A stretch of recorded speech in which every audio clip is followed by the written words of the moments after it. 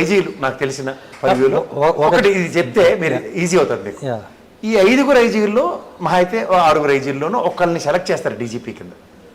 ఈ 5 ఐజీలకి ఉన్న డిస్క్రిప్షనే డీజీపీ గారికి ఇంకొంచెం అంతకన్నా ఇంకేమీ నాకు తెలిసి సూపర్లేటివ్ ఏమి ఉండదు.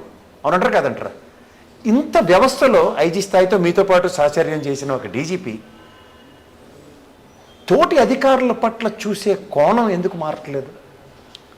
ఆయనకి ఏం కోణం ఉండదు. కోణం ఉంటే ఆయన అక్కడ కూర్చొనివ్వరు. ఓహో, అంటే మీ 5 ఒకరు కాంప్రమైజ్ అయితే అక్కడ కూర్చుంటారు. కోణం ఉంటే అక్కడ కూర్చో ఉండదు. కోణాలు, సొంత అభిప్రాయాలు, నేను న్యాయం చేస్తా, చట్టాన్ని పరిరక్షిస్తా, ఈ డైలాగులు అక్కడ కుదరవు. ఎలా సార్ అన్నారు? ఎలాగేనండి, ఇప్పుడు ఎండ్ ఆఫ్ ది డే చెప్తారు. ఇప్పుడు రోడ్డు మీద వాడు బట్టలు ఇప్పేశాడు, ఊరికే అరెస్ట్ చేయండి. ఏది 3 రోజుల తర్వాత గోవాలు అయితే సరే ఇక తప్పదులే అరెస్ట్ చేయండి అంటే, మరి అప్పుడు దాకా ఏం చేశారు? ముందు స్టేషన్లో బెయిల్ ఇచ్చి వదిలేదు కదా. అదే స్టేషన్ బెయిల్ ఇచ్చి వదిలేస్తారు. ఇప్పుడు సీవీరాపల్రాజు కొడుకు ఏదో యాక్సిడెంట్ చేశాడు, ఓకే, అతన్ని అరెస్ట్ చేశారు, వాళ్ళ నాన్న అరెస్ట్ చేశారు, బతుకుంటే వాళ్ళ తాతను కూడా అరెస్ట్ చేసేవాళ్ళు. That is designed programme. Okay, Priyanka కేసులో వాడు కావాలని తొక్కిచ్చి చంపితే ఇన్వెస్టిగేట్ చేస్తున్నారు. అది బయటకు వచ్చేదాకా అరెస్ట్ కూడా లేదు. అంటే మనిషి ప్రాణం అంటే అంత చులకన.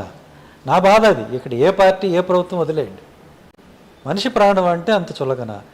ఓకే, అప్పలరాజు గారు కొడుకుని అరెస్ట్ చేశారు, దానికి నేనేం ఖండించడం లేదు, నో ప్రాబ్లం. అదే చట్టాన్ని మీరు ఇప్పుడు ఈ లింగంలోని రమేష్ కొడుకు కూడా 105 కదా అప్లై చేయాలి, 106 ఎలా వస్తుంది?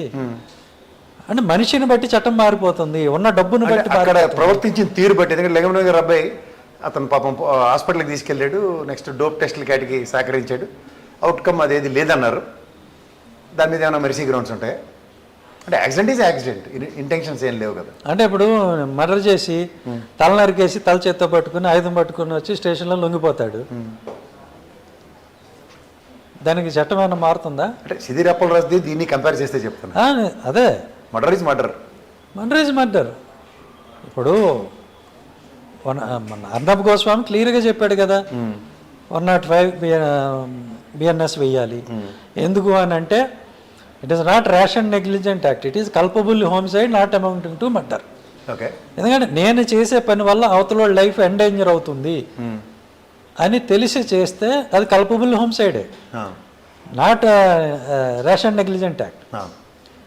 Okay, rash and negligent act అంటే ఏంటి? మామూలు కార్ని, మామూలు ఏదో సుమోనో మహీంద్రానో ఇట్లాంటి కార్ని తోలితే. కాలర్ ఉన్నారు సార్, ఒకసారి.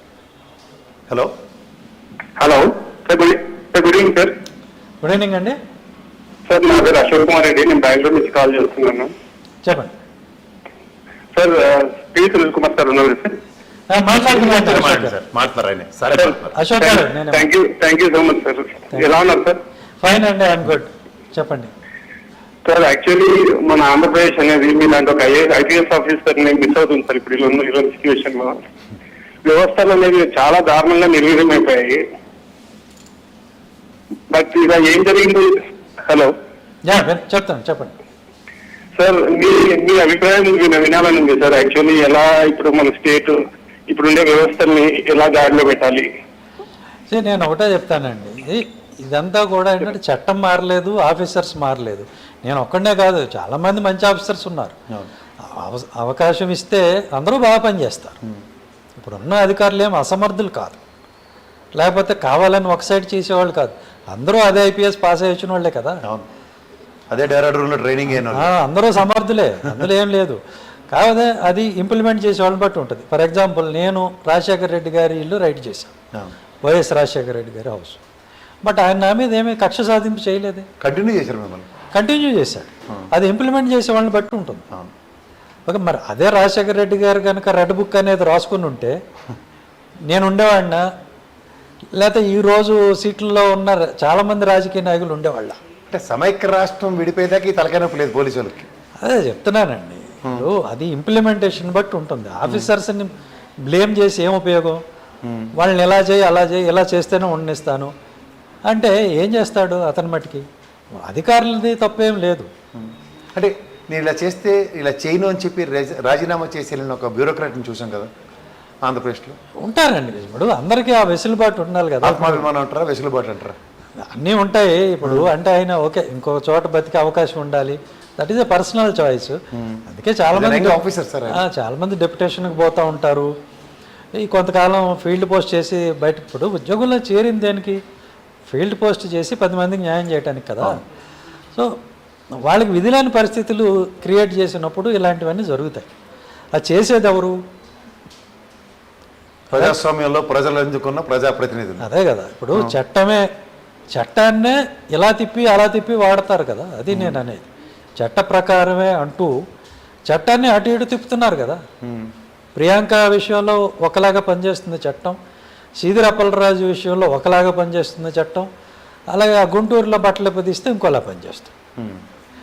విజయవాడలో కూడా తారు కారు పెట్టుకొని ఇద్దరు గుద్దేసుకొని నానా బీభత్సం చేశారు. వాళ్ళని ఏం చేశారండి? కుల కన్సిడరేషన్.